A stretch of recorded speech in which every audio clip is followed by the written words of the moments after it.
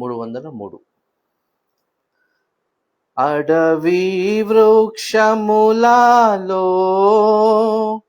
జల్దరు వృక్షమెట్లున్నదో, అడవి వృక్షములలో జల్దరు వృక్షమెట్లున్నదో,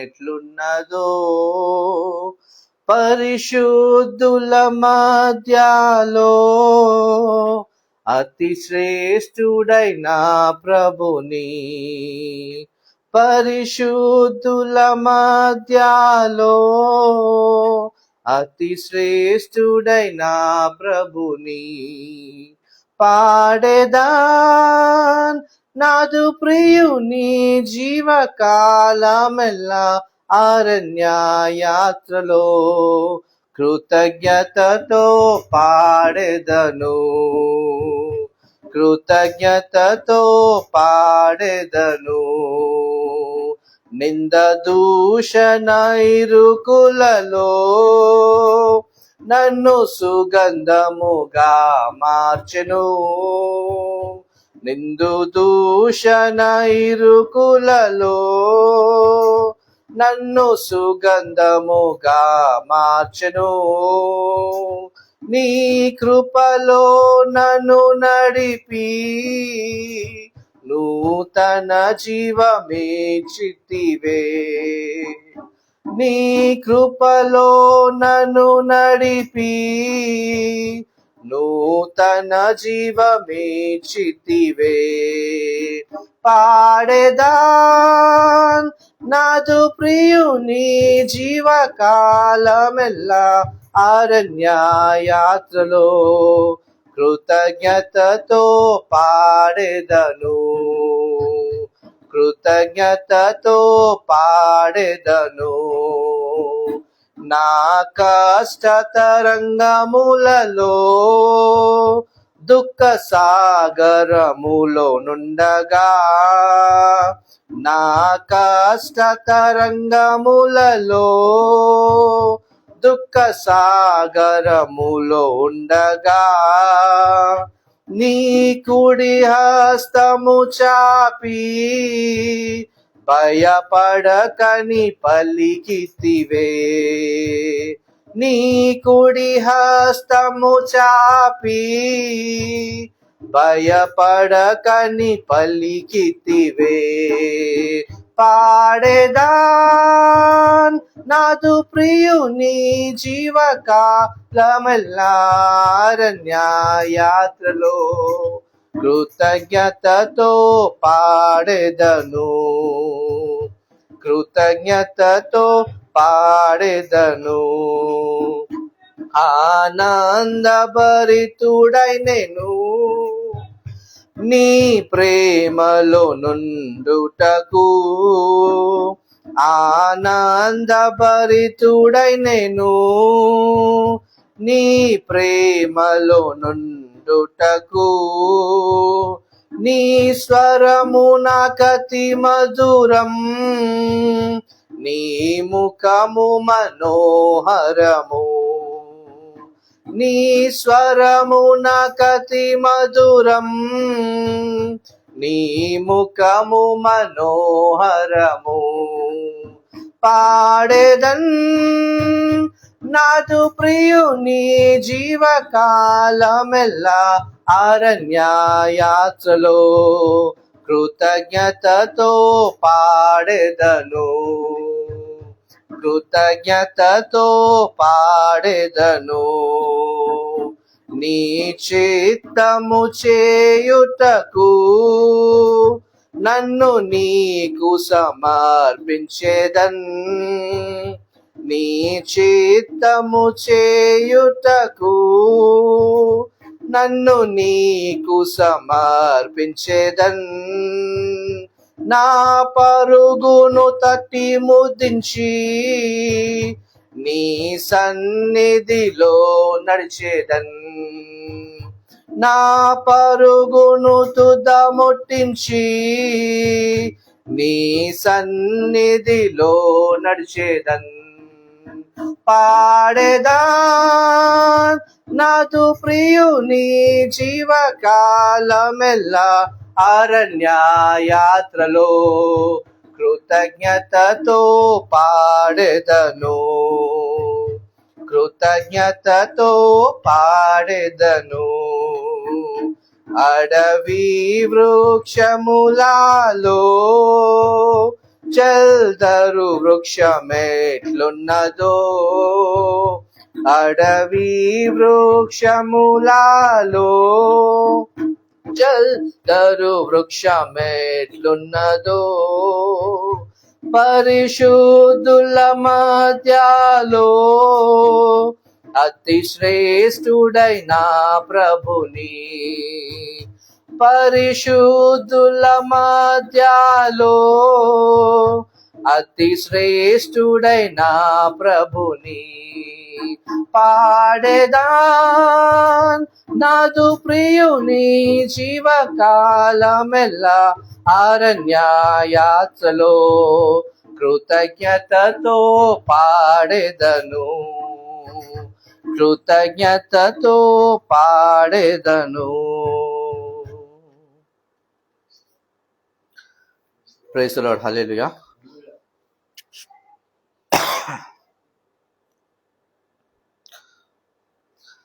ఆరాధన పాట 657, 657. అందరూ నన్ను విడిచిన నీవు నన్ను విడువనంటివి.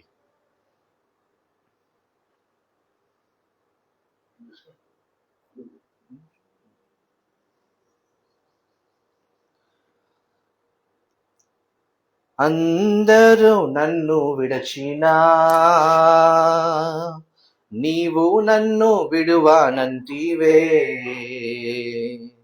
అందరూ నన్ను విడచినా నీవు నన్ను విడువనంటివే. నా తల్లియు నీవే, నా తండ్రియు నీవే, నా తల్లిదండ్రి నీవే యేసయ్యా. నా తల్లియు నీవే, నా తండ్రియు నీవే, నా తల్లిదండ్రి నీవే యేసయ్యా. అందరూ నన్ను విడచినా నీవు నన్ను విడువనంటివే, అందరూ నన్ను విడచినా నీవు నన్ను విడువనంటివే.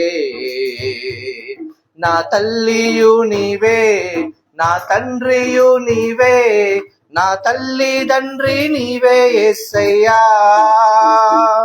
నా తల్లియు నీవే, నా తండ్రియు నీవే, నా తల్లిదండ్రి నీవే యేసయ్యా. లోకము నన్ను విడచినా నీవు నన్ను విడువనంటివే, లోకము నన్ను విడచినా నీవు నన్ను విడువనంటివే. నా బంధువు నీవే, నా మిత్రుడు నీవే, నా బంధుమిత్రుడ నీవే యేసయ్యా. నా బంధువు నీవే, నా మిత్రుడు నీవే, నా బంధుమిత్రుడ నీవే యేసయ్యా. నన్ను విడచినా నీవు నన్ను విడువనంటివే, అందరూ నన్ను విడచినా నీవు నన్ను విడువనంటివే. నా తల్లియు నీవే, తండ్రియు నీవే, నా తల్లిదండ్రి నీవే యేసయ్యా. నా తల్లియు నీవే, నా తండ్రియు నీవే, నా తల్లిదండ్రి నీవే యేసయ్యా. వ్యాధులు నన్ను ముట్టినా, బాధలు నన్ను చుట్టినా, వ్యాధులు నన్ను ముట్టినా, బాధలు నన్ను చుట్టినా, నా కొండయు నీవే, నా కోటయు నీవే, నా కొండ కోట నీవే యేసయ్యా, నా కొండయు నీవే, నా కోటయు నీవే, నా కొండ కోట నీవే యేసయ్యా. అందరూ నన్ను విడచినా నీవు నన్ను విడువానంటివే, అందరూ నన్ను విడచినా నీవు నన్ను విడువానంటివే. నా తల్లియు నీవే, నా తండ్రియు నీవే, నా తల్లిదండ్రి నీవే యేసయ్యా, నా తల్లియు నీవే, నా తండ్రియు నీవే, నా తల్లిదండ్రి నీవే యేసయ్యా. నేను నిన్ను నమ్ముకుంటినే, నీవు భయపడకు అంటివే, నేను నిన్ను నమ్ముకుంటినే, నీవు భయపడకు అంటివే. నా తోడుయు నీవే, నా నీడయు నీవే, నా తోడు నీడ నీవే యేసయ్యా, నా తోడుయు నీవే, నా నీడయు నీవే, నా తోడు నీడ నీవే యేసయ్యా. అందరూ నన్ను విడిచినా నీవు నన్ను విడువానంటివే, అందరూ నన్ను విడచినా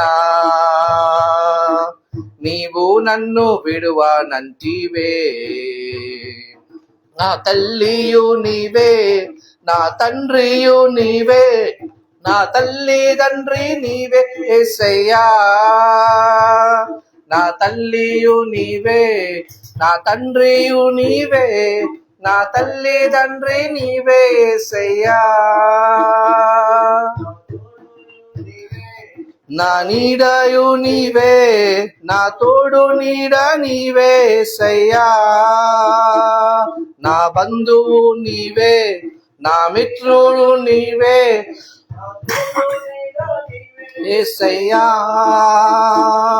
నా కొండవు నీవే, నా మిత్రుడు నీవే, నా బంధుమిత్రుడ నీవే యేసయ్యా, నా బంధువు నీవే, మిత్రుడు నీవే, నా బంధుమిత్రుడ నీవే యేసయ్యా, నా కొండయు నీవే, నా కోటయు నీవే, నా కొండ కోట నీవే యేసయ్యా, నా కొండయు నీవే, నా కోటయు నీవే, నా కొండ కోట నీవే యేసయ్యా. నన్ను విడిచినా నీవు నన్ను విడువానంటివే, అందరూ నన్ను విడచినా నీవు నన్ను విడువానంటివే. నా తల్లియు నీవే, నా తండ్రియు నీవే, నా తల్లిదండ్రి నీవే యేసయ్యా, నా తల్లియు నీవే, నా తండ్రియు నీవే, నా తల్లిదండ్రి నీవే యేసయ్యా.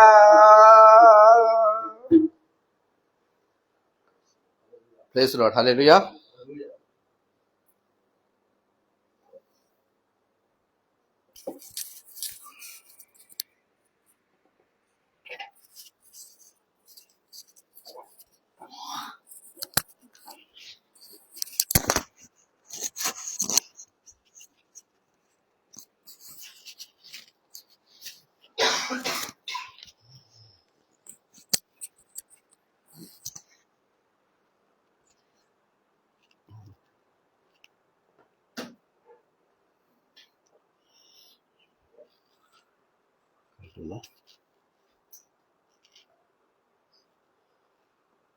ప్రైజ్ లార్డ్, హల్లెలూయా.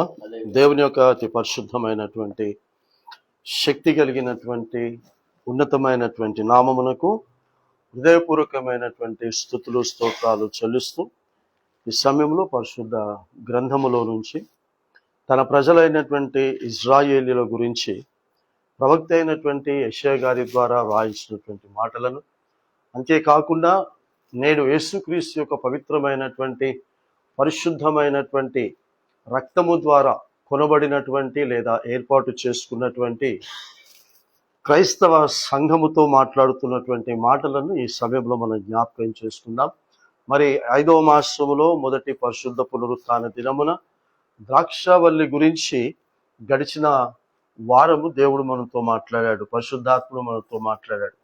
ద్రాక్ష వల్లి అనేటటువంటి నిజమైనటువంటి ద్రాక్షవల్లిని నేను, నా తండ్రి వ్యవసాయకుడు, తీగలు మీరు అని మాట్లాడాడు. కాబట్టి తండ్రి అయిన యెహోవా దేవుడు వ్యవసాయకుడుగాను, కుమారుడైన యేసుక్రీస్తు ప్రభుల వారు ద్రాక్షవల్లిగాను, ఆ తీగలై ఉన్నటువంటి మనము ఆయనలో ఉండి ఫలించాలి అని సెలవిచ్చాడు.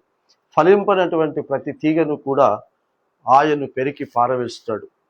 కాబట్టి ఫలిస్తున్నటువంటి తీగ మరి ఎక్కువగా ఫలించవలనని పనికిరాని తీగలను ఆయన పెరికి పారవేస్తాడు అని గడిచిన వారము మనము ఆ యొక్క వాక్యం విన్నాం.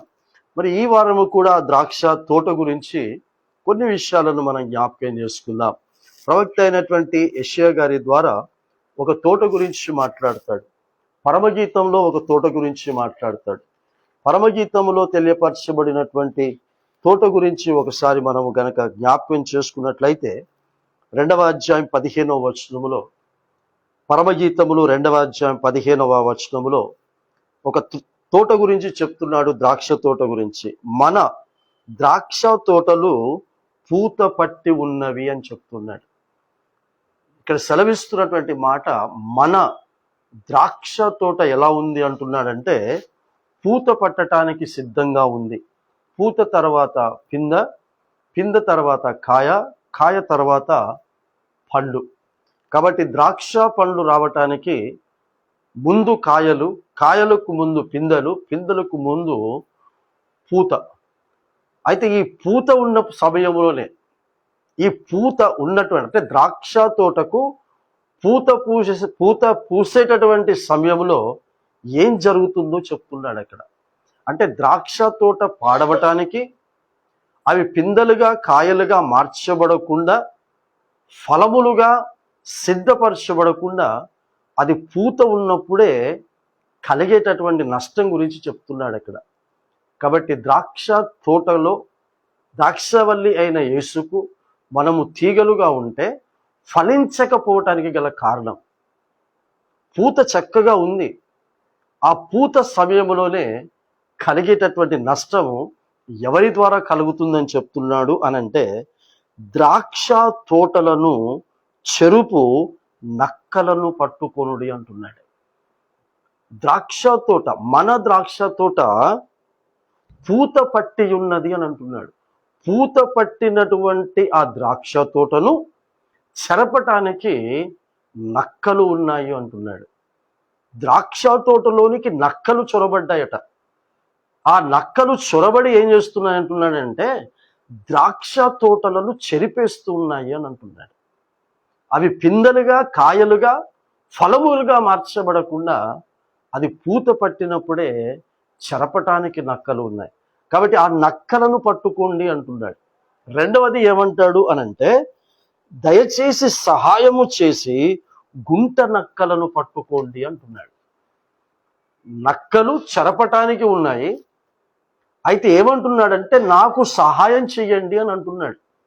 తండ్రి అయినటువంటి యెహోవా దేవుడు వ్యవసాయకుడుగా చక్కటి ద్రాక్ష తోట వేసి అది పూత పడుతున్నటువంటి సమయంలో ద్రాక్ష తోటను చెరపటానికి నక్కలు చొరబడితే, తండ్రి అయిన యెహోవా దేవుడు వ్యవసాయకుడు అంటున్నాడు నాకు సహాయం చేసి ఆ గుంట నక్కలను పట్టుకోండి అని చెప్తూ ఉన్నాడు. కాబట్టి ఆ నక్కలు నిన్ను నన్ను మనలను ఆత్మీయకమైనటువంటి ఎదుగుదల కలగనివ్వకుండా, ఆత్మీయకమైనటువంటి స్థితిలో చల్లార్చేటటువంటి విధముగా నక్కలు గుంట నక్కలు ఉన్నాయి అంటున్నాడు. ఈ నక్కలకు ఉండేటటువంటి లక్షణం ఎన్నోసార్లు మనం ధ్యానించాం పరిశుద్ధాత్మలో. ఈ నక్కలు అనేటటువంటివి వాటి ఆకలి తీర్చుకోవటానికి అవి ఎప్పుడు కూడా వేటాడవు. అది వేటాడి ఒక జంతువును చంపి తద్వారా వాటి ఆకలిని తీర్చుకునేటటువంటి లక్షణము ఈ నక్కలకు ఉండదు, ఈ గుంట నక్కలకు ఉండదు. ఈ నక్కలకు గుంట నక్కలకు ఉండేటటువంటి లక్షణం ఏంటంటే, అవి ఎలా ఆకలి తీర్చుకుంటాయంటే, ఏదైనా ఒక జంతువు వేటాడి, ఆ వేటాడినటువంటి ఆ జంతువు ఒక జంతువును చంపితే అది తినగా మిగిలేసినటువంటి దాన్ని ఈ నక్క వెళ్ళి వేటాడకుండా ఒక జంతువు వేటాడినటువంటి దానిని ఇది వెళ్ళి పట్టుకుని తింటుంది. అలాంటి నక్కలు ఈ ద్రాక్ష తోటలోనికి చొరబడ్డాయి. వేటాడేటటువంటి లక్షణం లేనిది, పరిశుద్ధాత్మ నడిపింపు లేనిది, ప్రార్థనా జీవితం లేనటువంటి ఈ నక్కలకు, ఈ గుంట నక్కలకు యేసు పెట్టినటువంటి పేరు ఏంటి అనంటే, క్రొత్త నిబంధనలో అబద్ధ బోధకులు, అబద్ధ ప్రవక్తలు, అబద్ధపు క్రీస్తులు అని పెట్టాడు. కాబట్టి అబద్ధ క్రీస్తులు, అబద్ధ బోధకులు, అబద్ధ ప్రవక్తలు నక్కలుగా, గుంట నక్కలుగా దేవుడు ఏర్పాటు చేసిన ద్రాక్ష తోటలోనికి చొరబడి పూత పట్టినటువంటి స్థితిలోనే ఆ ద్రాక్ష తోటను చెరపటానికి సిద్ధంగా ఉన్నాయని సొలొమోను గ్రంథకర్త ద్వారా పరమగీతములను రచించి సంఘము యొక్క పరిస్థితిని రాయించాడు. సంఘం యొక్క పరిస్థితి ఎలా ఉండబోతుందో రాయించాడు. చివరికి యెషయా ప్రవక్త యూదులను, ఇజ్రాయేలులను ఉద్దేశించి ఇదే ద్రాక్ష తోట గురించి తండ్రి అని యెహోవా దేవుడు రాయిస్తాడు. 5వ అధ్యాయం, యెషయా గ్రంథం 5వ అధ్యాయంలోనికి మనం ఒకసారి వెళితే, ఆ ద్రాక్ష తోట, పూత పట్టినటువంటి ద్రాక్ష తోట ఎలాంటి ద్రాక్ష పండ్లను అది ఇచ్చింది, ఎలాంటి ద్రాక్ష కాయలను అది కాసింది అని చెప్తాడు అనంటే, కారు ద్రాక్షలు అని అంటున్నాడు. కారు ద్రాక్షలు కాయటానికి గల కారణం ఏంటి అని ఆ తోటను వేసినటువంటి దేవుడే అడుగుతున్నాడు. నేను శ్రేష్టమైన తీగలను తీసుకొచ్చి నాటాడు, రుచికరమైనటువంటి ద్రాక్ష పండ్లు వచ్చేటటువంటి ఆ తీగలనే తీసుకొని వచ్చి నేను భూమిలో నాటితే చివరికి అది కారు ద్రాక్షలు, పిచ్చి ద్రాక్షలు, అన్య ద్రాక్షలు, చేదు ద్రాక్షలు, విషపూరితమైనటువంటి ద్రాక్ష పండ్లు కాయలు కాసింది అని అంటాడు. దీనికి గల కారణం ఏంటి అనంటే, ఈ నక్కలు జొరబడి ఒకటి పూత పట్టినటువంటి స్థితిలోనే ఉండి చెరిపేసి, ఆ పూత పట్టినటువంటి స్థితిలో నుంచి కాయలుగాను ద్రాక్ష పండ్లుగా ఎలా చెరిపేస్తున్నాయి అనంటే, విషాన్ని నింపుతున్నాయి, పిచ్చి వాళ్ళలాగా తయారు చేసేస్తున్నాయి. ఏం చేస్తున్నారో అర్థం కానటువంటి విధముగా తయారు చేస్తూ ఉన్నారు. చూడండి ఒకసారి 5వ అధ్యాయము 1వ వచనం నుంచి గనక 7 వచనాలు మనం అక్కడ ధ్యానిస్తే, నా ప్రియుని గూర్చి పాడెదను వినుడి. ప్రియుడు అని అంటే నిజమైన ద్రాక్షవల్లి అయినటువంటి యేసుక్రీస్తు ప్రభుల వారు. ఏమని పాడుతాను నా ప్రియుడైనటువంటి నిజమైన ద్రాక్షవల్లి గురించి? అతని అనగా అతనికి ఏముందట? అతని ద్రాక్ష తోటను బట్టి నాకిష్టుడైన వాని గూర్చి పాడెదను వినుడి. అతని ద్రాక్ష తోటలో అతనికి ఇష్టుడైనటువంటి ఒక విశ్వాసి ఉన్నాడు, అతనికి ఇష్టుడైనటువంటి రక్షణ పొందినటువంటి ఒక వ్యక్తి ఉన్నాడు, దేవుని ఇష్టాన్ని మాత్రమే నెరవేర్చేటటువంటి ఒక వ్యక్తి ఉన్నాడు అని చెబుతూ, దీన్ని ఎక్కడ నాటాను అని చెప్తాడు అని అంటే, సత్తువ భూమి గల కొండ మీద నా ప్రియునికి ఒక ద్రాక్ష తోట ఉండెను. కొండ మీద, సమభూమి కలిగినటువంటి ఆ భూమి మీద ఒక కొండ ఉంది. ఆ కొండ మీద నేను ఈ యొక్క ద్రాక్ష తోటను నేను నాటాను. ఆ కొండనే యేసుక్రీస్తు ప్రభుల వారు ఈ ద్రాక్ష తోట అనేటటువంటిది పరిచయం చేయటానికి, ఈ ద్రాక్ష తోట అనేటటువంటి సార్వత్రిక సంఘము రావటానికి గల కారణము ఒక కొండ. ఆ కొండనే కపాలం అని అర్థం ఇచ్చే గొల్గొతా కొండ. ఆ కొండ మీద ఈ ద్రాక్ష తోట అనేటటువంటి సార్వత్రిక సంఘమును నేను నాటాను. ఆ నాటబడినటువంటి ఆ ద్రాక్ష తోట గురించి ఏం చెప్తున్నాడంటే, ఆయన దానిని బాగుగా త్రవ్వాడు, రాళ్లను ఏరి అందులో శ్రేష్టమైన ద్రాక్ష తీగలను నాటించాడు. గడిచిన వారం చెప్పాను, తీగలు అని అంటే పై పైన పారేటటువంటివి కాదు. ఈ ద్రాక్ష చెట్టుకు ఉన్నటువంటి లక్షణం ఏంటంటే భూమిలో నుండే ఒక్కొక్క తీగ బయటికి వస్తుంది. ఆ భూమిలో నుండి ఒక్కొక్క తీగ నాటినప్పుడు అందులో నుంచి ఒక్కొక్క తీగ ఇంకొక తీగకు చుట్టుకొని అదొక మొద్దుగా తయారవుతుంది. సో భూమిలో నేను నాటాను, ఒక్కొక్క శ్రేష్టమైనటువంటి తీగలను నేను నాటాను. నాటడానికి ముందు అందులో పనికి మాలినటువంటి రాళ్ళనన్నిటినీ కూడా ఏరేసి లోతుగా తవ్వి నేను నాటాను అని చెప్తున్నాడు. ఇంకోటి అంటాడు, దాని మధ్యను బురుజు ఒకటి వేయించి ద్రాక్ష తొట్టిని కూడా తొలిపించాను. అంటే ఆ ద్రాక్ష తోటను తడపటానికి వేరే ఎక్కడి నుంచో నీళ్లు తీసుకొచ్చే అవసరం లేకుండా అదే ద్రాక్ష తోటలో చక్కటి నీళ్ల తొట్టిని కూడా తొలిపించాడు. అంటే ఆ ద్రాక్ష తోటకు కావలసినటువంటి శ్రేష్టమైనటువంటి సత్యమై ఉన్నటువంటి రక్షణ వాక్యం అనేటటువంటి నీరును ఆ ద్రాక్ష తోటలోనే, ఆ సంఘములోనే తొలిపించేశాను. ఆ సంఘానికి కావలసినటువంటి వాక్యము ఆ సంఘములోనే నేను తొలిపించి పెట్టాను అని చెప్తున్నాడు. ఇంకా చెప్తున్నాడు చూడండి, ద్రాక్ష పండ్లు ఫలింపవలనని ఎదురు చూచుచు ఉండెను, కానీ అది కారు ద్రాక్షలు కాచెను. చూసారా, ఇంత చక్కగా కష్టపడి తండ్రి అయిన యెహోవా దేవుడు వ్యవసాయకుడుగా, కుమారుడైనటువంటి యేసుక్రీస్తు నిజమైనటువంటి ద్రాక్షవల్లిగా, సంగమై ఉన్నటువంటి ప్రియురాలికి ప్రియుడుగా ఉండి ఇంత ప్రయాసపడి ఇప్పుడు ఎదురు చూస్తూ ఉన్నాడు. నీ కొరకు ఎదురు చూస్తున్నాడు. నువ్వు బహుగా ఫలింపవలనని ఎదురు చూస్తున్నాడు. ఆ ఎదురు చూస్తున్న ఆ సమయంలో ఫలించాయి, ఫలాలు వచ్చాయి. ఎంతో సంతోషంతో ద్రాక్ష చెట్టు దగ్గరికి వచ్చేసరికి పెద్ద పెద్ద గెలలు ఆ వ్యవసాయకునికి కనబడ్డాయి. అబ్బా, నేను ఆశించిన విధముగా ఇది ఫలించింది అని వచ్చి ఆ యొక్క ద్రాక్ష పండ్లను చూసినప్పుడు, ఆ ద్రాక్ష పండ్లను తెంపి రుచి చూచినప్పుడు అది కారు ద్రాక్షలు అని అంటున్నాడు. అందుకే పరమగీతములు 4వ అధ్యాయం 16వ వచనములో, చివరి వచనం 16వ వచనంలో 4వ అధ్యాయంలో ఏమంటాడంటే, దక్షిణ వాయువు వేంచేయుము, ఉత్తర వాయువు వేంచేయుము, నా ఉద్యానవనమున విసురుడి అని అంటాడు. అంటే పరిశుద్ధాత్ముని యొక్క గాలి పెంతెకోస్తు పండుగ దినమున బలముగా ఏ విధముగానైతే 120 మంది గదిలో కూడుకుంటే వచ్చి ఉన్నదో, ఆ గాలిని, పరిశుద్ధాత్మ గాలిని వచ్చి నా ఉద్యానవనమున, నేనేర్పాటు చేసుకున్న నా సంఘమున వ్రాలండి.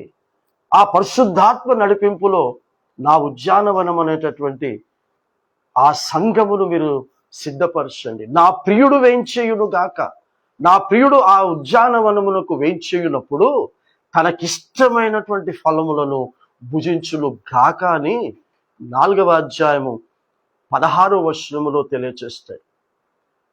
కాబట్టి 4వ అధ్యాయం 16వ వచనం మనకి ఏం సెలవిస్తూ ఉందంటే, ప్రియుడు అన్నటువంటి నిజమైనటువంటి ద్రాక్షవల్లి అన్నవాడు ఒక రోజున రాబోతూ ఉన్నాడు. తన ఉద్యానవనమునకు, తను స్థాపించుకున్న సంఘములకు రాబోతూ ఉన్నాడు. వచ్చి తనకిష్టమైనటువంటి ఫలములను భుజించును గాక. కాబట్టి ఇక్కడ ఇజ్రాయేలీలకు, యూదులకు సాదృశ్యంగా చూపిస్తున్న ఈ ద్రాక్ష తోట పిచ్చి ద్రాక్ష పండ్లను, విషపు ద్రాక్ష పండ్లను, అర్థం కాని ద్రాక్ష పండ్లను కాసింది అని చెప్తాడు.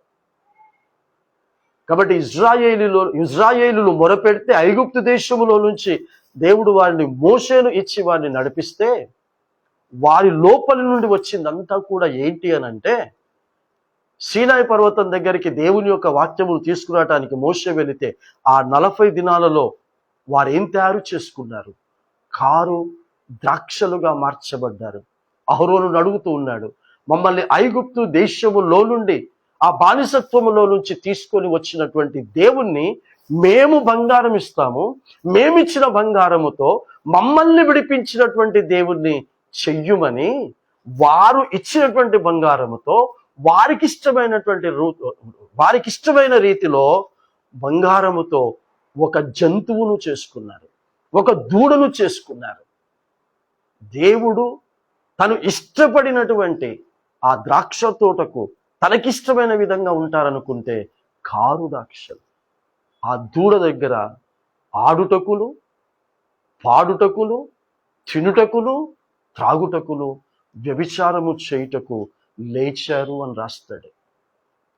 కాబట్టి అప్పుడు ఆ ద్రాక్ష తోట అన్నటువంటి ఆ ప్రజలైనటువంటి ఇశ్రాయేలీలు, యూదులు అలా తయారైతే ఈ రోజున యేసుక్రీస్తు పవిత్రమైన పరిశుద్ధమైన రక్తము ద్వారా స్థాపించబడి కొనబడినటువంటి క్రైస్తవ సంఘము కూడా ఈ రోజున అలాగే కారు ద్రాక్షలుగా మార్చబడ్డాయి. ఎందుకు వాయిద్యాలు వాయిస్తున్నారో తెలియదు, ఎందుకు పాటలు పాడుతున్నారో తెలియదు, ఎందుకు ఆరాధన చేస్తున్నారో తెలియదు, ఎందుకు ఆలయానికి వెళుతున్నారో తెలియదు, ఎందుకు వాక్యాన్ని ప్రకటిస్తున్నారో తెలియదు. ప్రపంచ దేశాలు పలానా విధముగా దినాములను ఏర్పాటు చేసుకున్నారు. ఇవన్నీ ఎందుకు చేస్తూ ఉన్నారో అర్థం కానటువంటి కారు ద్రాక్షలుగా తయారైపోయారు అని అంటున్నారు. కాబట్టి సృష్టించినటువంటి సృష్టికర్తను మర్చిపోయి ఎవరెవరో ఏదేదో దినములను ఏర్పాటు చేసుకొని ఆ దినములను పాటిస్తూ ఉన్నారని ఇక్కడ తండ్రి అయిన యెహోవా దేవుడు వ్యవసాయకుడుగా బాధపడుతున్నాడు. నేను ఇష్టపడి భుజించే ఫలములు వచ్చాయని ద్రాక్ష తోటకు వస్తే అవి నోట్లో కూడా పెట్టుకోవటానికి అసహ్యం కలిగేటటువంటి కారు ద్రాక్షలుగా తయారయ్యాయి అని చెప్తున్నాడు. ఇప్పుడు చూడండి 3వ వచనం ఏమంటున్నాడంటే కావున. ఇప్పుడు అంటున్నాడు కావున నేను అనుకున్న విధముగా మనుష్యులు లేరు గనక, నేను అనుకున్న విధముగా సంఘములు లేవు గనక ఇప్పుడు ఏం చేస్తానంటున్నాడంటే, యెరూషలేము నివాసులారా, యూదా వారలారా, నా ద్రాక్ష తోట విషయము నాకు న్యాయము తీర్చవలనని మిమ్మును వేడుకొనుచు ఉన్నాను. అందుకే పరమగీతములు 2వ అధ్యాయము 11వ వచనం అందుకే మనం ధ్యానించాం. నాకు సహాయం చేయటానికి, ఆ గుంట నక్కలను పట్టుకొని తరమటానికి నాకు సహాయం చేయండి. ఈ రోజున కారు ద్రాక్షలు కాయటానికి గల కారణం ఆ గుంట నక్కలు, ఆ నక్కలు కారణము అని ఇక్కడ యెషయా ప్రవక్త ద్వారా మనకు జ్ఞాపకం చేస్తున్నాడు. కాబట్టి ఆ సహాయము అన్నటువంటి పదానికి నాకు న్యాయం చేయండి. నేనేం తక్కువ చేశాను ఆ ద్రాక్ష తోటకు? ఆ ద్రాక్ష తోట ఎక్కడ నాటబడాలో సమభూమి కలిగిన కొండ మీద నేను ఆ ద్రాక్ష తోటను నాటాను. పనికిమాలిన రాళ్ళనన్నిటిని కూడా ఏరి పారవేశాను, లోతుగా త్రొవ్వాను, శ్రేష్టమైన ద్రాక్ష తీగలను నేను నాటాను. వాటికి కావలసిన చక్కటి నీటిని కూడా అదే ద్రాక్ష తోటలో తొలిపించి ద్రాక్ష తొట్టిని కూడా పెట్టించాను. ఎన్ని చేసినా కూడా అది ఎందుకు కారు ద్రాక్షలు కాసింది? కాబట్టి నాకు న్యాయం కావాలి, నాకు న్యాయం చేయండి అనే రోజున ఆనాడు యూదుల దగ్గరికి, ఇజ్రాయేల్ దగ్గరికి ప్రవక్త యెషయా గారి ద్వారా పంపించి నాకు న్యాయం చేయండి అన్న విధంగా ఈ రోజున యేసుక్రీస్తు ద్వారా ఏర్పాటు చేసుకున్న సంఘములు లేదా సార్వత్రిక సంఘము అని పిలువబడుతున్నటువంటి ద్రాక్ష తోటల దగ్గరికి కూడా, సంఘ కాపరుల దగ్గరికి కూడా నాకు న్యాయం చేయండి. మీరు సంపాదించుకుంటున్నారు, మీరు ఎదుగుతూ ఉన్నారు, కానీ తోట నాది. నా కుమారుడు యొక్క పవిత్రమైనటువంటి యవ్వన రక్తము కారుస్తే ఆ సంఘము స్థాపించబడింది. కాబట్టి నా ద్రాక్ష తోట, నా సంఘమును మీరు పాడు చేస్తూ ఉన్నారు, నాకు న్యాయం కావాలి అని అంటే మేమేం చేయలేము అన్నప్పుడు ఇక్కడ దేవుడే ఒక తీర్మానం తీసుకుంటున్నాడు. ఏంటి ఏమని చెప్తున్నాడంటే, అది ద్రాక్ష పండ్లు కాయునని నేను కనిపెట్టినప్పుడు అది కారు ద్రాక్షలు కాయుటకు కారణం ఏంటి? అది చెడిపోవటానికి గల కారణం ఏంటి? దాని వేరు లేదా దాని తీగె చాలా శ్రేష్టమైనది. ఆ తీగలో నుండి చెడిపోయినటువంటి విషపూరితమైనటువంటి పండ్లు రావటానికి గల కారణం ఏంటి అంటే నక్కలు, గుంట నక్కలు. నిన్ను శ్రేష్టమైన పరిశుద్ధమైన వ్యక్తిగా తయారు చేయటానికి దేవుడు నీకు సంఘాన్ని, సంఘ కాపరినిస్తే నీ నుంచి దోచుకోవటానికి ఈ నక్కలు తయారయ్యాయి, గుంట నక్కలు తయారయ్యాయి. కారణం ఏమిటి అని చెప్పి ఆలోచించుడి. నేను నా ద్రాక్ష తోటకు చేయబోవు కార్యమును మీకు తెలియచెప్పేదను. అంతకుముందు చాలా శ్రేష్టంగా కష్టపడ్డాడు ప్రయాస, ఇప్పుడు నేనేం చేస్తానో చూడండి అంటున్నాడు. ఇప్పుడు ఈ ద్రాక్ష తోటకు నేనేం చేస్తాను, ఇప్పుడు ఈ క్రైస్తవులకు నేనేం చేస్తానో చూడండి. ఇప్పుడు ఇజ్రాయిలకు నేను ఏం చేస్తానో, యూదులకు ఏం చేస్తానో మీరు చూడండి అని అంటున్నాడు. ఏం చేస్తానంటున్నాడో చూడండి. ఆ ద్రాక్ష తోటకి ఏం చేస్తానంటున్నాడంటే, నేను అది మేసివేయబడినట్లు దాని కంచెను కొట్టివేసేదను. నా ప్రియ సంగమా, నా ప్రియ క్రైస్తవ కుటుంబమా, దేవునికి ఇష్టమైన రీతిలో ఉండకుండా మనుషులకు ఇష్టమైనటువంటి రీతిగా, మనుష్యులే నాకు సమస్తము, సంఘ కాపరులే నాకు దేవుళ్ళు, సేవకులే నాకు దేవుళ్ళు, వాళ్ళ మాటనే నాకు వేదవాక్కు అనుకొని వాక్యానికి వ్యతిరేకంగా బోధిస్తున్నటువంటి విధంగా ఇంకా నువ్వు కొనసాగితే ఆ తండ్రి, ఆ వ్యవసాయకుడు విసిగిపోయి అంటున్నాడు, నేను దానికి వేసిన కంచెను తీసేస్తాను. ఇది నా మాట కాదు, దేవుడు నీకు నాకు ఇచ్చిన పరిశుద్ధ గ్రంథంలో తన ద్రాక్ష తోట గురించి, తన ప్రియుని గురించి చెప్తున్న మాటలేవి. తన ప్రియురాలిగైనటువంటి తీగల గురించి చెప్తున్నటువంటి మాటలు ఇది. కంచెను తీసేస్తాను. రెండవది ఏమంటున్నాడో చూడండి, అది త్రొక్కబడినట్లు దాని గోడను కూడా పడగొట్టి దాన్ని పాడు చేస్తాను. గడిచిన వారం యోహాను సువార్త 15వ వచనంలో నుంచి, నేనే వ్యవసాయకుడే, నేనే దానిని పెరికి పారవేస్తాను. ఫలింపని ప్రతి తీగను నేనే పారవేస్తాను. ఆదామును తోటలో నుండి పెరికి పారవేసిన దేవుడు, హవ్వను తోటలో నుండి పెరికి పారవేసిన దేవుడు, కయ్యూనును తోటలో నుండి పెరికి పారవేసిన దేవుడు, ఇజ్రాయేలుకు మొదటి రాజు అయినటువంటి సౌలును పెరికి పారవేసినటువంటి దేవుడు, నూతన నిబంధనలో అననీయ సప్పీరాలను పెరికి పారవేసిన దేవుడు అంటున్నాడు, గోడను పడగొట్టి దానికి చక్కగా దుష్టుడు లోపలికి పోకుండా, దాన్ని నాశనం చేయకుండా నేను చక్కటి ప్రహారీ గోడ వేస్తే అది నాకిష్టమైన విధంగా తయారు కాకుండా, అది ఎవరెవరికో ఇష్టమైన విధంగా తయారైపోయి ఎవరెవరో కోరికలను తీరుస్తూ ఉంది గనక ఆ గోడను పడగొట్టి నేనే పాడు చేస్తాను అంటున్నాడు. దయచేసి దేవునికి అవకాశం ఇవ్వకండి. ఆది కాండం 6వ అధ్యాయము నుంచి 3వ అధ్యాయములో ఆదామవ్వలను పాడు చేశాడు, 4వ అధ్యాయంలో కయ్యూను పాడు చేశాడు, 6వ అధ్యాయములో నోహావు కుటుంబమై ఉన్న యనమండుగురిని తప్ప మిగతా అందరినీ అన్నిటినీ పాడు చేశాడు. 19వ అధ్యాయానికి వచ్చేసరికి సొదొమ గొమొర్రా పట్టణములో ఉన్నటువంటి వారందరినీ కూడా అగ్ని గంధకములను కురిపించి పాడు చేశాడు. దేవుడే ఈరోజు నువ్వు చెప్తూ ఉన్నాడు, నేను పాడు చేసేటటువంటి విధముగా మీరు తయారు కాకండి, నాకిష్టమైన విధంగా బ్రతకండి. నాకిష్టమైన రీతిలో మీరు బ్రతికితే మీకిష్టమైనది నాకిష్టమైన రీతిలో మీకిచ్చి మిమ్మల్ని తలగా పైవారుగా ఉంచుతానని దేవుడు సెలవిస్తూ ఉన్నాడు. 3వది ఏమంటాడంటే, దాని మీద వర్షింపవలదని మేఘములకు ఆజ్ఞ ఇచ్చేదను అని కూడా సెలవిస్తున్నాడు. 6వ వచనంలో, అది శుద్ధి చేయబడదు, పారతో త్రవ్వబడదు, దానిలో గచ్చపొదలను బలురక్కసి చెట్లను బలిసి ఉండును, దాని మీద వర్షింపవలదని మేఘములకు ఆజ్ఞ ఇచ్చేదను అంటున్నాడు. క్రైస్తులో కాబట్టి అది వర్షింపబడకుండా, అది తడపబడకుండా, అది మరలా మొలకెత్తబడకుండా నేను మేఘములకు ఆజ్ఞ ఇస్తాను. నేను ప్రారంభంలో లోతుగా తవ్వాను, నాటాను, మరలా ఎవ్వడు కూడా దాన్ని త్రవ్వకుండా నేను చేస్తాను అని ఇజ్రాయేలీల గురించి, యూదుల గురించి చెబుతూ ఈ రోజున సంఘమై ఉన్నటువంటి ద్రాక్ష తోట గురించి చెప్తున్నాడు. అప్పటి నుంచి ఇజ్రాయేల్ యూదా అన్నప్పుడు ఇక్కడ 7వ వచనంలో అంటున్నాడు. చూడండి ఏమంటున్నాడు, ఇది ఇజ్రాయేలు వంశము సైన్యములకు అధిపతియగు యెహోవా ద్రాక్ష తోట. ఈ పైన ధ్యానించినటువంటి ఈ తోట ఎవరి తోట? సైన్యములకు అధిపతియగు ఇజ్రాయేలుల యొక్క వంశము యొక్క ద్రాక్ష తోట. యోహాను సువార్త 15వ అధ్యాయములో ఎవరి తోట?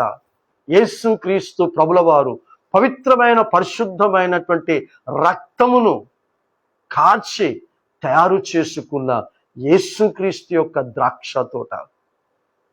పాత నిబంధనలో ఇజ్రాయేళ్లకు సూచన అయినటువంటి ద్రాక్ష తోట, కొత్త నిబంధనలో క్రైస్తవులకు సాదృశ్యమైన ద్రాక్ష తోట ఎలా తయారయ్యింది? దేవునికి ఇష్టమైన విధంగా తయారు కానందుకు దేవుడు ఏం చెయ్యబోతున్నాడో అక్కడ తెలియచేశాడు. ఆల్రెడీ చేశాడు పరిశుద్ధ గ్రంథంలో, కొత్త నిబంధనలోనే చేశాడు. ఎంతో మందికి చేశాడు, ఎంతో మందిని నష్టపరిచాడు దేవుడే. ఇంకా మీరు చూస్తే ఇది యెహోవా ద్రాక్ష తోట, యూదా మనుష్యులు ఆయనకిష్టమైన వనము, ఆయన న్యాయము కావలనని చూడగా బలత్కారము కనబడెను, నీతి కావలనని చూడగా రోదనము వినబడెను. ఈ ద్రాక్ష తోటలో నుండి చివరిగా దేవుడు ఏమి దేవునికి కనబడాలని ఆశిస్తున్నాడు అనంటే నీతి కనబడాలి అని ఆశించాడట. నీతి కనబడుతుంది అని దేవుడు ఆశించి,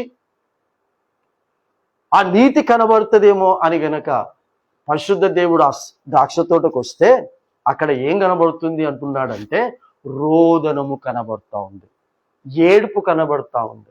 ఏం ఏడుపు కనబడతా ఉంది? నీతిమంతులుగా మార్చబడటానికి ఏడ్చే ఏడుపు కాదది. చేసిన పాపాలను ఒప్పుకునేటటువంటి ఏడుపు కాదది. పాపపు బ్రతుకును విడిచిపెట్టి ఒక నూతనమైనటువంటి పరిశుద్ధమైన క్రొత్త బ్రతుకు బ్రతకాలనేటటువంటి దాని కొరకు ఏడుస్తున్న ఏడుపు కాదు. 51వ పశ్చాత్తాపపు కన్నీటి ప్రార్థన దావీదుది.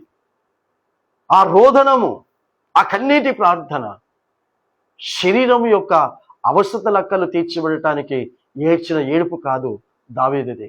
తాను చేసిన పాపము నిమిత్తము పశ్చాత్తాప హృదయముతో దేవుని దగ్గర క్షమా హృదయముతో ఏడ్చిన ఏడుపు. ఈ రోజున సంఘము ద్రాక్ష తోట అన్నటువంటి యేసుక్రీస్తు స్థాపించుకున్న ఆ ద్రాక్ష తోటలో నీతి దేవునికి కనబడుతుంది అనుకుంటే అక్కడ ఏడుపు వినబడతా ఉంది. ఈ లోక సంబంధమైన అవసరతలు అక్కర్లు తీర్చబడటానికి దేవుని దగ్గర ఏడ్చే ఏడుపు. కన్నీటితో ప్రార్థనలు చేస్తున్నారు పెళ్ళిళ్ళు కావాలని, కన్నీటితో ప్రార్థనలు చేస్తున్నారు పిల్లలు పుట్టాలని, కన్నీటితో ప్రార్థనలు చేస్తున్నారు ఉద్యోగాలు కావాలని, కన్నీటితో ప్రార్థనలు చేస్తున్నారు ఇల్లు కొనుక్కోవాలని, ఇల్లు కట్టుకోవాలని, కన్నీటితో ప్రార్థన చేస్తూ ఉన్నారు ఈ లోకములో పేరు ప్రఖ్యాతలు సంపాదించుకోవాలని. ఇది వినబడుతుంది అంటున్నాడు. నాకు నీతి కనబడాలి, నాకు న్యాయం కనబడాలి, నాకు పరిశుద్ధత కనబడాలంటే ఈ దౌర్భాగ్యపు ఏడుపులతో కూడిన ప్రార్థనలు నాకు కనబడుతున్నాయి అంటున్నాడు. చివరికి ఇదే ఇజ్రాయేల్ గురించి, ఇదే యూదుల గురించి క్రొత్త నిబంధనలో అపోస్తలుడు పౌలు రాయించినటువంటి మాటలను మీకు జ్ఞాపకం చేస్తాను.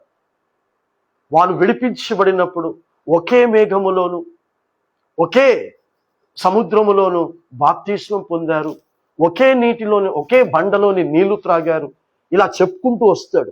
10వ అధ్యాయం కొరింథీ సంఘానికి రాసిన మొదటి పత్రిక 10వ అధ్యాయంలో ఏమంటాడంటే, సహోదరులారా, ఈ సంగతి మీకు తెలియకుండా నాకు ఇష్టము లేదు. అదేదనగా మన పితరులందరూ మేఘము క్రింద ఉండిరి, వారందరూ సముద్రములో నడిచిరి, అందరూ మోషేను బట్టి మేఘములోను సముద్రములోను బాప్తిస్మం పొందారు. అందరూ ఆత్మ సంబంధమైన ఒకే ఆహారమును భుజించారు, అందరూ ఆత్మ సంబంధమైన ఒకే పానీయమును పానము చేసిరి. ఏలయనగా తమ్మును వెంబడించిన ఆత్మ సంబంధమైన బండలోనిది త్రాగిరి, ఆ బండ క్రీస్తే. ఇక్కడ దాకా బాగుంది.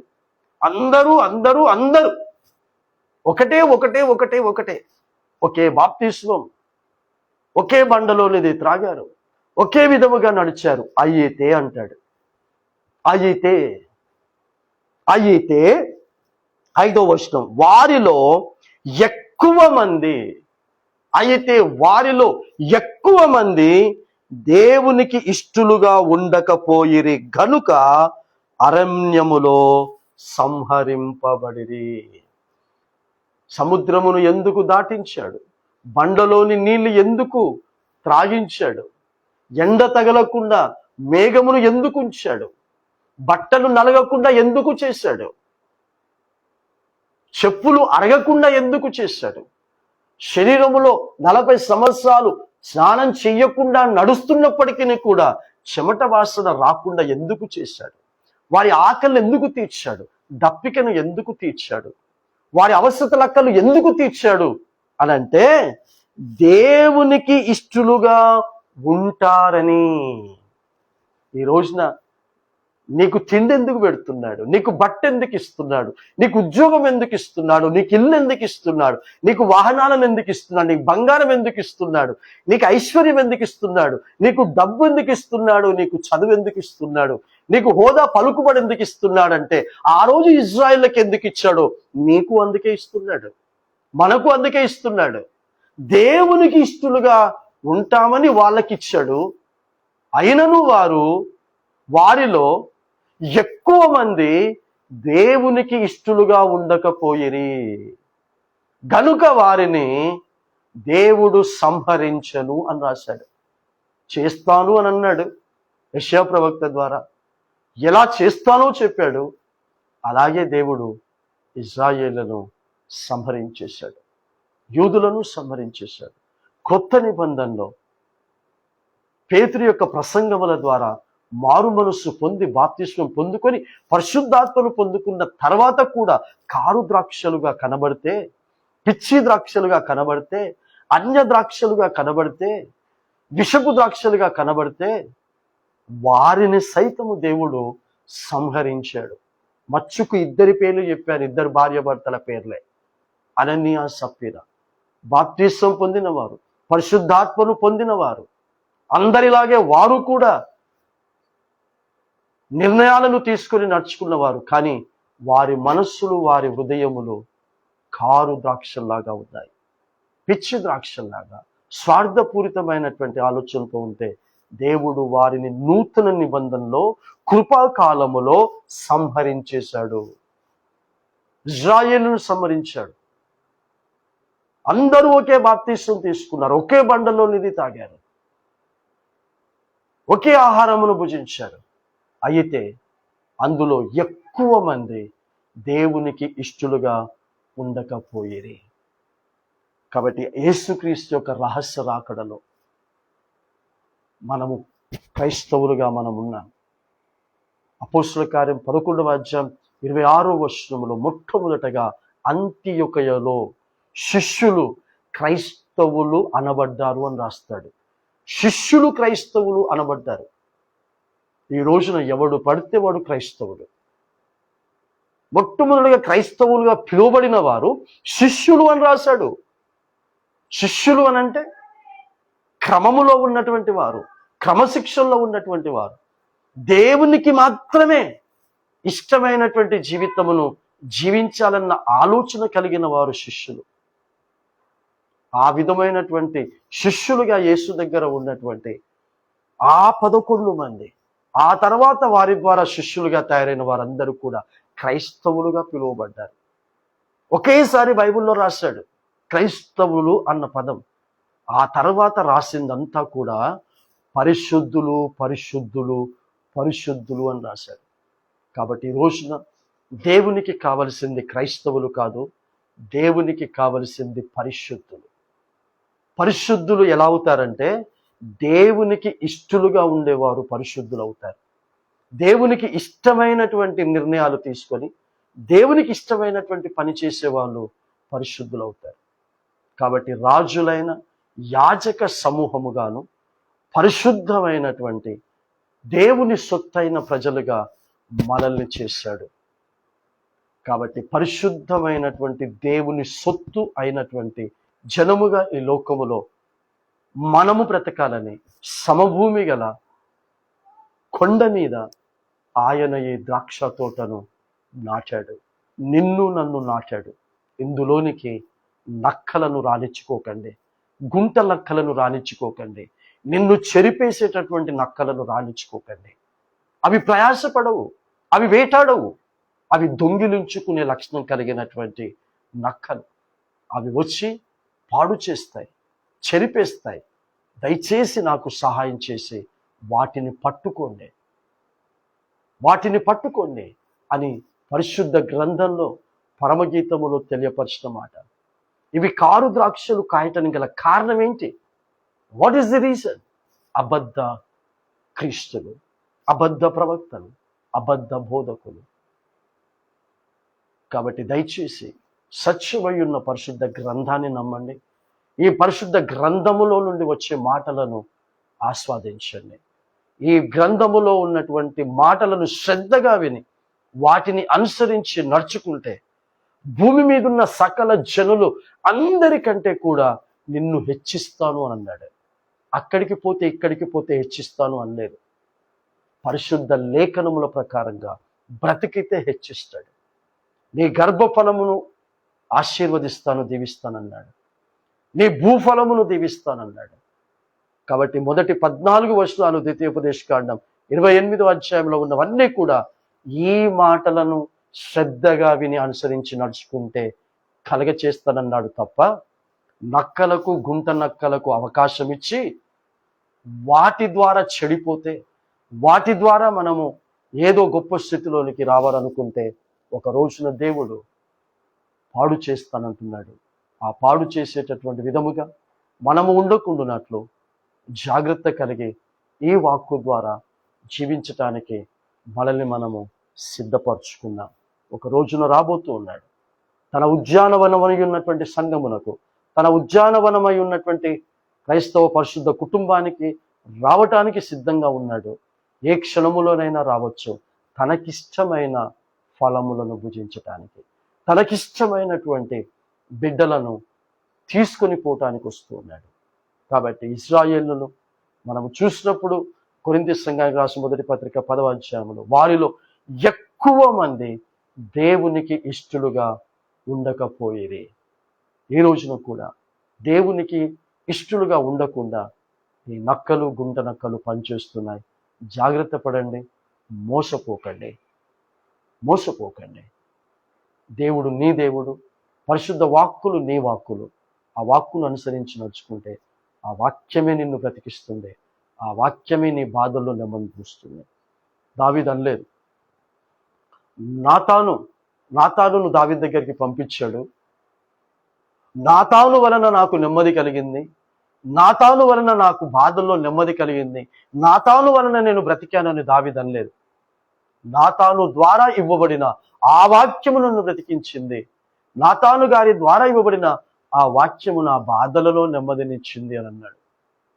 కాబట్టి ఈ వాక్యమే ప్రతి వ్యక్తిని బ్రతికిస్తుంది, కానీ ఈ వరప్రసాదన్న కాదు, ఏ పేరు పెట్టబడినటువంటి ఏ సేవకుడు కూడా కాదు. వాక్యమై ఉన్న దేవుడు మాత్రమే ఏ కార్యమైనా చేయగలడు, చేస్తాడు. అలా కార్యము జరిగినప్పుడు వాక్యమై ఉన్న దేవుడు చేశాడని, వాక్యమై ఉన్న దేవునికి ఇష్టలుగా బ్రతకండి. మన వినికిడిలో ఈ వాక్యం దేవుడు దీవించి ఆశీర్వదించును గాక. పరిశుద్ధుడైన దేవామ తండ్రి, నీ ప్రియ బిడ్డలమైనటువంటి మమ్మల్ని నీవు శ్రేష్టమైనటువంటి ద్రాక్ష తీగలను అయిన మమ్మల్ని నాటటానికి ముందు పనికిమాలిన రాళ్లను తీసివేసి శుభ్రపరచి లోతుగా త్రవ్వి నువ్వు నాటావు తండ్రి ప్రభు. సమభూమి గల కొండ మీద, బండ మీద నాటావు తండ్రి. అందులోనికి నక్కలు వచ్చి చేరాయి అంటున్నావు. గుంట నక్కలు వచ్చి చెరపటానికి చేరాయి, పాడు చేయటానికి చేరాయి, కారు ద్రాక్షలు కాయటానికి చేర్చబడ్డాయి. పుష్పించబడి సిద్ధంగా ఉన్నాము తండ్రి. అందుకే నీవే సెలవిచ్చావు తండ్రి ప్రభు. అవసరమైతే సిద్ధముగా ఉన్న వారిని సైతము మోసపరచటానికి ఈ నక్కలు, గుంట నక్కలు ఎలా వస్తాయో చెప్పావు నాయన. అయినప్పటికీ కూడా ప్రజలందరూ నాడు యూదులు, ఇశ్రాయేలీలు వారికి ఇష్టమైనటువంటి ప్రవక్తలను ఎలా పోగు చేసుకున్నారో ఈ రోజున కూడా క్రైస్తవులు అలాగే పోగు చేసుకుంటూ ఉన్నారు. కాబట్టి ఈ చివరి దినాలలో నాడు ఇజ్రాయేళ్లకు, యూదులకు ఏ విధముగానైతే హెచ్చరిక జారీ చేసి వారు బ్రతుకులను సరిదిద్దుకోనందుకు నువ్వు సంహరించేశావో, అలాగే క్రైస్తవులను కూడా తండ్రి ప్రభు నువ్వు సంహరించబోతూ ఉన్నానని నీవు హెచ్చరిస్తూ ఉన్నావు తండ్రి ప్రభు. కాబట్టి నీ హెచ్చరిక మాటలను ఆషామాషిగా తీసుకోకుండా, నవ్వులాటగా తీసుకోకుండా తండ్రి ప్రభు, పరిహాసము చేయకుండా తండ్రి ప్రభు, జాగ్రత్త తీసుకొని జాగ్రత్త పడితే సంహరించబడము తండ్రి ప్రభు. సంరక్షించబడతాం, కాపాడబడగలుగుతాం. కుటుంబాలుగా తండ్రి ప్రభు దీవించబడగలుగుతాము. రహస్య రాకడలో ఎత్తబడగలుగుతాము నాయన. నీకు స్తోత్రం. అట్టి కృప అందరి జీవితాలలో నీ ద్రాక్ష తోట అయినటువంటి మమ్మల్ని ఫలించేటటువంటి తీగలుగా, మీరిష్టపడి భుజించేటటువంటి తీగలుగా మమ్మల్ని మేము సిద్ధపరచుకునేటటువంటి భవిష్యత్తులో ఉంచుమని ఈ సమయంలో వాక్యం విన్నటువంటి బిడ్డలను, లైవ్లో వీక్షించినటువంటి బిడ్డలను, ఆ తర్వాత వారి సమయానుకూలంగా విననై ఉన్నటువంటి బిడ్డలందరినీ కూడా తండ్రి ప్రభువా సరి చూసుకొని, సరి చేసుకొని మీకు ఇష్టమైన విధముగా ఫలించి సిద్ధంగా ఉండేటటువంటి విధముగా వారి కోరికలను, వారి ఆశలను, వారి ప్రార్థన విజ్ఞాపన మొరలన్నిటికీ కూడా ఆలకించి జవాబును దయచేయమని యేసుక్రీస్తు నామమున తండ్రిని వేడుకుంటున్నాము స్వామి. ఆమేన్.